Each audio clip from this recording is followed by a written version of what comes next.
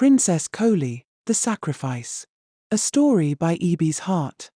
The Igoma of Yukum Kingdom was the richest traditional ruler in the history of Yukum.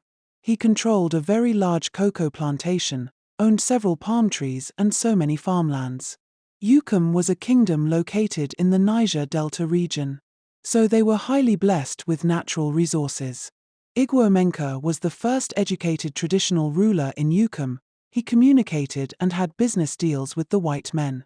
Being his father's only surviving child, he got married at a very young age and his wife gave birth immediately to their first child and daughter Koly. Koly was a carbon copy of her father. She was fearless, industrious, and very smart. Her father was not happy he had a girl child as his first fruit, so he never really loved Koly as his own.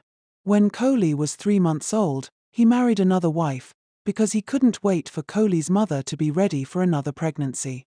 The second wife gave birth to a male child 1 year after she was married. Igoma threw a very big feast to celebrate the arrival of his son. However, the child died when he was 6 months old. This threw the entire Yukum into mourning. Igoma mourned his son so much. He did all he could to find out why he died. But the chief priest told him that the gods were silent. The next year, Koly's mother gave birth to a male child. Igoma dedicated the boy to the gods the same day, to avoid any tragedy. But he still died when he was 10 months old. The pain of losing his second son was too much. Igoma mourned until he could not mourn anymore. He called all the seers that he knows to cleanse his family and break whatever it was that was causing the death of his sons. The death of his sons continued even after he had married his 6th wife.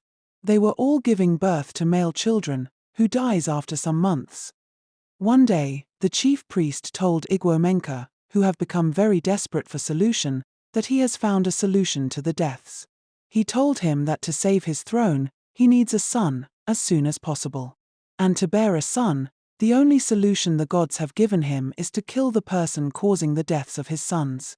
Igoma leaped in anger and asked the chief priest, "Who is that person that would dare cause me so much pain? Say his name, and I will have his head here and now." The chief priest told him the gods said Koly is the cause. That if you must have a male child, Koly must be buried alive. Igoma felt a little stab in his heart. It is true he does not love nor value Koly, but she is his flesh and blood. In fact, the only flesh and blood he has alive. But on a second thought, if that will give him his heart desire, then we must bury her alive, he said without remorse. Koly had grown into a beautiful, strong girl. She was so fearless that everyone calls her a man in a woman's body. She started training as a warrior at a very young age. Even though her father never regarded her, she believed she will rule Yukum Kingdom someday. The chief priest told Igoma that the ceremony to bury Koly alive will take 5 days. And on the 5th day, Koly will be tricked into a hidden grave and be buried alive. They began the ceremony, and they were doing it secretly to avoid anyone, especially Koly or her mother, from finding out. In the evening of the 4th day, the chief priest's first son, who likes Koly, could not take it anymore. He felt the injustice was too much. So he sneaked out at night. He got to the palace and sneaked into Koly's mother's room. She screamed in fear, but he just blurted out, "They will bury Koly alive tomorrow, take her now and run."